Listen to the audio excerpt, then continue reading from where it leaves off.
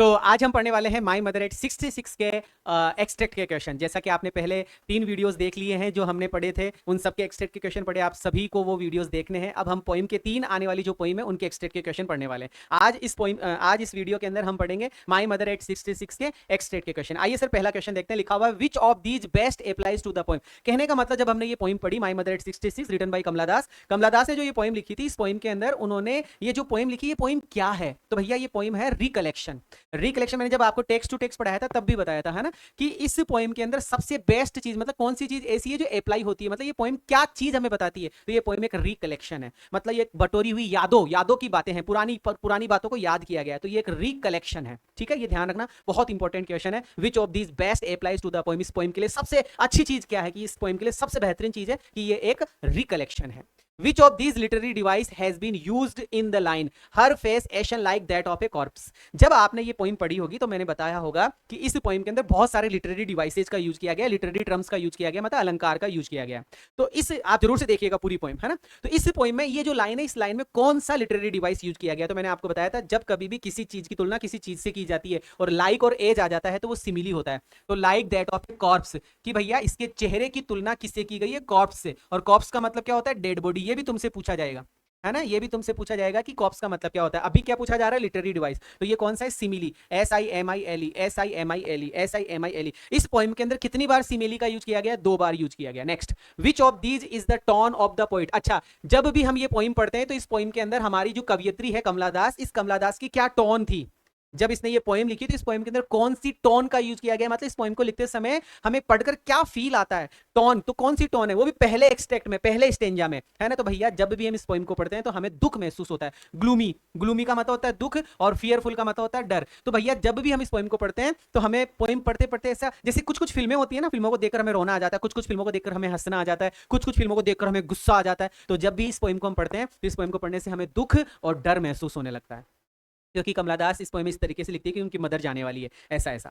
Which of these figure of speech, फिर से figure of speech पूछा जा रहा है, has been used in the line the young trees sprinting. मैंने आपको पढ़ाते समय बताया था कि जब भी किसी निर्जीव चीज को सजीव बनाकर पेश किया जाता है, जैसे फूल हंस रहे हैं, फूल डांस कर रहे हैं, तो फूल हंसते थोड़ी है, मानव हंसता है, डांस मानव करता है, ऐसा। तो यहां पर क्या है? Young trees sprinting. Young trees, युवा पेड़ क्या कर रहे हैं? भाग रहे हैं। तो युवा पेड़ भाग रहे हैं, तो ये क्या था? पर्सोनिफिकेशन, मानवीकरण। ये क्या है? मानवीकरण। इसमें फिगर ऑफ स्पीच का यूज किया गया है। फाइंड आउट, पता लगाओ, the word from the extract that means. भैया डेड बॉडी बताओ। डेड बॉडी, यहां जो वर्ड आया है टेक्स्ट के अंदर, डेड बॉडी का क्या मीनिंग है? तो सी से स्पेलिंग स्टार्ट थी। डेड बॉडी बोले तो कॉर्प्स, CORPS, कॉर्प्स। ये याद करना है बेटा आपको, है ना। डेड बॉडी को क्या बोला जाता है? कॉर्प्स बोला जाता है। कॉर्प्स को क्या बोला जाता है? Dead body. Which day is described, कौन से दिन का वर्णन किया गया है इन द पोइम। जब ये पोइम स्टार्ट होती है तो कमला दास बोलती है लास्ट फ्राइडे मॉर्निंग। तो कौन सा दिन था? फ्राइडे का दिन था। FRIDAY, फ्राइडे का दिन था। ये याद आपको करना है बेटा। फिर आगे लिखा हुआ है who was sitting beside the speaker of the poem. इस पोइम के अंदर, कार के अंदर, बिसाइड मतलब बगल में, हमारी राइटर, हमारी पोइटेस कमला दास की बगल में कौन बैठी थी? कि सर मदर बैठी हुई थी उनकी, हर मदर। कौन बैठी हुई थी? Her mother. Give the opposite बताओ, विलोम शब्द बताओ। सून, सून मतलब जल्दी, तो जल्दी का अपोजिट क्या होगा? जल्दी का अपोजिट होगा लेट। जल्दी का अपोजिट क्या होगा? Late. How did the mother's face look. अच्छा, मदर का फेस जो था, मदर का चेहरा किसके जैसे लग रहा था? मदर का चेहरा किसके जैसे लग रहा था? मदर का चेहरा एशियन बताया गया, राख की तरह, और ऐसे लग रहा है जैसे कि डेड बॉडी, तो वो आएगा। अच्छा, यहां पर चेहरा डबल डबल 2 बार चेहरे की बात की गई है। अब वो हमें एक्सट्रैक्ट देकर, पैसेज देकर पता चलेगा कि पहले वाले एक्सट्रैक्ट की बात कर रहा है कि सेकंड वाले की। ये सेकंड वाले की बात कर रहा है। अच्छा, मदर का चेहरा, मदर के चेहरे की तुलना किससे की गई है? मदर का चेहरा झुर्रियोदार हो चुका है, पहली बात। मदर का चेहरे का रंग उड़ चुका है। तो भैया ऐसा का ऐसा वर्णन लेट विंटर्स मून में भी होता है। जो शरद ऋतु का जो चंद्रमा होता है और बीती हुई शरद ऋतु, तो उसका जो ग्लो होता है, चंद्रमा का ग्लो, वो धीरे धीरे डल हो जाता है, इसलिए तुलना की गई है। तो एज लेट विंटर्स मून से किससे तुलना की गई है? लेट विंटर्स मून से इसकी तुलना की गई। How did the mother's face look, mother का चेहरा किसके जैसे लग रहा है? लेट विंटर्स मून की तरह, लेट विंटर्स मून की तरह। व्हाट डिड द पोइट से इन द एंड, हमारी कवियत्री लास्ट में क्या कहती है? जब वो जा रही होती है तो लास्ट में कहती है सी यू सून, मैं तुमसे जल्दी ही मिलूंगी अम्मा। तो सी यू सून अगर ऑप्शन में है तो सी यू सून हो जाएगा, और सी यू सून अम्मा लिखा है तो सी यू सून अम्मा हो जाएगा। ठीक है, सी सेड, उसने कहा सी यू सून अम्मा।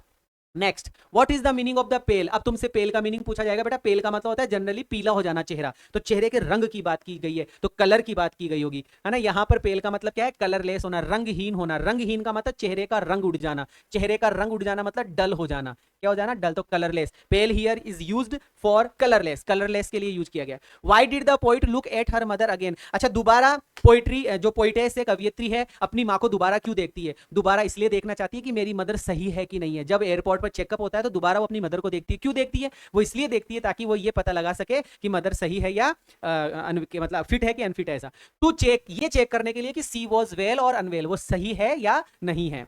विच of these has the poet compare mother's face. भैया मदर के फेस की तुलना की पूछा जा रहा है। कंपेयर के साथ में कौन सा प्रेपोजिशन आता है कि सर कंपेयर के साथ में टू प्रेपोजिशन का यूज किया जाता है, ये एक्स्ट्रा बात। लेकिन इस क्वेश्चन में क्या पूछा जा रहा है, which of these has the poet compare mother's face. Mother की तुलना उसने कहां किससे की है, मदर के चेहरे की तुलना किससे की है, तो लेट विंटर्स मून से की है।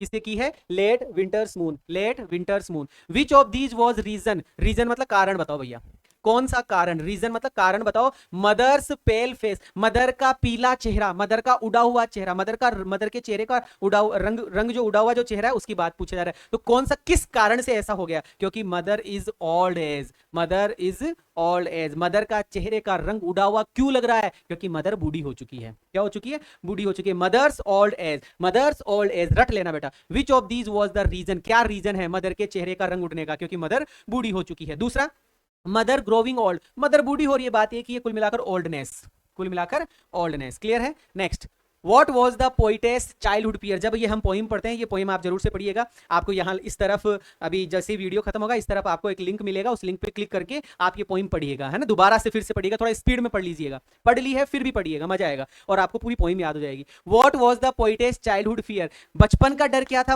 हमारी पोइटेस का, बचपन का डर ये था कि उसको ये डर लगा रहता था कि मदर हमेशा हमेशा के लिए मुझे छोड़कर चली जाएगी, यही उसका चाइल्डिश फियर था। लूजिंग हर मदर, अपनी माँ को खो देना, अपनी माँ को हमेशा हमेशा के लिए खो देने का डर उसके मन में सदा बना रहता था। Why did the poet say see you soon अम्मा, ऐसा उसने क्यों कहा कि मैं तुमसे जल्दी ही मिलूंगी अम्मा, बताओ ऐसा क्यों कहा उसने। बीइंग होपफुल, उसको आशा थी कि टू मीट मदर अगेन, कि वो अपनी माँ से दोबारा जरूर मिलेगी, ये उसको आशा थी। बल्कि उसको फील था, पहले से ही पता था कि क्या पता मैं मेरी मदर से मिल पाऊंगी कि नहीं मिल पाऊंगी, मैं जा रही हूं लेकिन मदर जिंदा रह पाएगी कि नहीं रह पाएगी, ऐसा उसको डाउट था कहीं ना कहीं। तब उसने कहा सी यू सून अम्मा, तो क्यों कहा कि उसको आशा थी कि मैं उससे जरूर दोबारा मिलूंगी।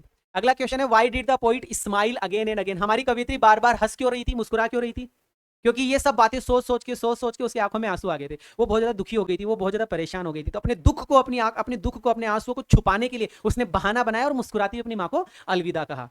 कि प्रिटेंडिंग टू स्माइल, प्रिटेंड कर रही थी, प्रिटेंड का मतलब बहाना, बहाना बना रही थी स्माइल करने का।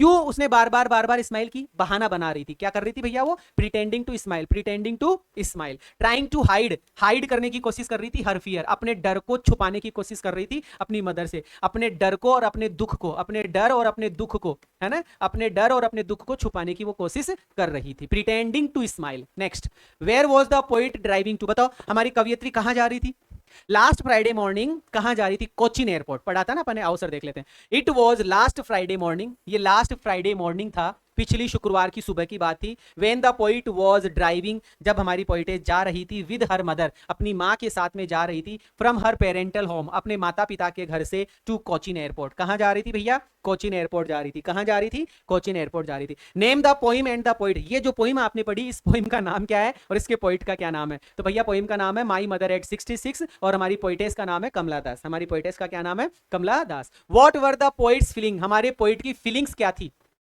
हमारे पोइट की फीलिंग्स क्या थी एट द एयरपोर्ट, एयरपोर्ट पर क्या फील कर रही थी हमारी कवियत्री। How did she hide them, और उसने उनको कैसे छुपाया, दुख हो रहा था और उसने अपने आंसुओं को छुपा लिया था, अपने डर दुख दर्द तकलीफ को उसने छुपा ली थी। तो आओ सर देखते हैं। एट द एयरपोर्ट, कि सर एयरपोर्ट पर, द पोइट फियर्ड, हमारी कवियत्री डर गई थी, लूजिंग हर मदर, अपनी माँ को खोने के बारे में। जैसे ही उसने अपनी माँ को खोने के बारे में सोचा तो वो डर गई थी। सी हाइड, ये पर हिड वर्ब की सेकंड फॉर्म है। सी हिड हर फियर, उसने अपने डर को छुपा लिया, बाय स्माइलिंग, मुस्कुराते हुए उसने अपने डर को छुपा लिया। What did she do then, उसके बाद में हमारी कवियत्री ने क्या किया, the poet is very sad, हमारी कवियत्री बहुत दुखी थी, to see her mother's old age face, अपनी मदर के बूढ़े से चेहरे को देखकर हमारी कवियत्री बड़ी दुखी थी। She sees out of the car, उसने कार से बाहर देखा, to put away these thoughts, इन विचारों को अलग करने के लिए, इन विचारों को हटाने के लिए, अपनी दुख दर्द तकलीफ चिंता को हटाने के लिए, अपना ध्यान भटकाने के लिए उसने कार से बाहर देखा। तो what did she do then, उसने क्या किया, तो उसने ये किया, ठीक है। व्हाट डिड सी नोटिस, उसने क्या नोटिस किया, इन द वर्ल्ड आउटसाइड, उसने बाहर वाली दुनिया में क्या देखा, पेड़ भाग रहे हैं, बच्चे बाहर आ रहे हैं, यही तो देखा। आओ सर सीखते हैं क्या देखा। She looks the sight of the sprinting, उसने भागते हुए, स्प्रिंटिंग भागते हुए यंग ट्रीज को देखा, उसने भागते हुए यंग ट्रीज को देखा, और साथ ही साथ चिल्ड्रन रनिंग आउट, बच्चे बाहर आ रहे थे, मेरीली, मेरीली मतलब हैप्पीली, मेरीली का मतलब क्या हो गया, हैप्पीली बाहर आ रहे थे फ्रॉम देयर होम्स, अपने घरों से। किसी looks the sight of sprinting young trees, उसने भागते हुए युवा पेड़ों को देखा, साथ ही साथ में चिल्ड्रन रनिंग आउट, बच्चे रनिंग आउट, बच्चे बाहर आ रहे थे, happy happy from their homes, अपने घरों से। What do young sprinting trees signify, यहां पर जो स्प्रिंटिंग ट्रीज है, भागते हुए जो पेड़ है, वो किस चीज का किस चीज के बारे में बताते हैं, भागते हुए पेड़ किस चीज के बारे में बताते हैं। तो जब ये अपन ने पोइम पढ़ी थी ना, उस समय मैंने आपको बताया था ये भागते हुए पेड़ एनर्जी के प्रतीक है, ये भागते हुए पेड़ एनर्जी के प्रतीक है, यंगनेस के प्रतीक है, यूथफुल के मतलब प्रतीक है ना, युवावस्था के प्रतीक है, जोश के प्रतीक है, ऐसा। तो सर देखते हैं क्या लिखा हुआ है।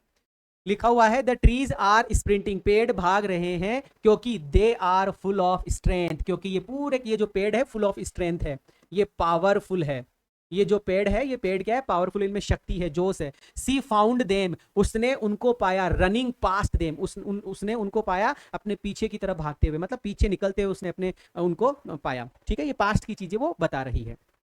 मतलब हमने 23 क्वेश्चन करे। जनरली देखा जाए ना तो जनरली यहां तक जो छोटे छोटे क्वेश्चन आपको दिखे थे, कहां तक, 16, 16 के बाद में 17, है ना, 17 के बाद में ये 17 नंबर तक के जो क्वेश्चन थे ना, ये सारे छोटे वाले थे। फिर एक एक लाइन के आए, 18वां क्वेश्चन, 19वां क्वेश्चन, 20वां क्वेश्चन, फिर 21, है ना, फिर 22, फिर 23। ये जो 23 क्वेश्चन थे इनको वापस से आप पढ़िएगा, और मुझे उम्मीद है शायद आपको पूरा जो पोइम है वापस से रिमाइंड हो चुकी होगी। यहाँ पर आपको पोइम से वापस से पढ़ना है। कैसी लगी ये पोइम मुझे जरूर से आप कमेंट करके बताइएगा। और अभी मैं आपसे विदा लेना चाहूंगा, लेकिन आप लाइक, शेयर और सब्सक्राइब जरूर से करेंगे, और मुझे मैसेज करेंगे अगर कोई नया बच्चा है, तो मैं उनको एक ब्रॉडकास्ट ग्रुप से जोड़ दूंगा, जहां पर उनको और भी सब चीजें मिल जाएगी। विदा लेना चाहूंगा अभी आप सभी प्यारे बच्चों से। Thank you so much, bless you all, जय हिंद, बाय बाय, सपोर्ट कीजिएगा। विदा लेता हूं, ओके, बाय बाय।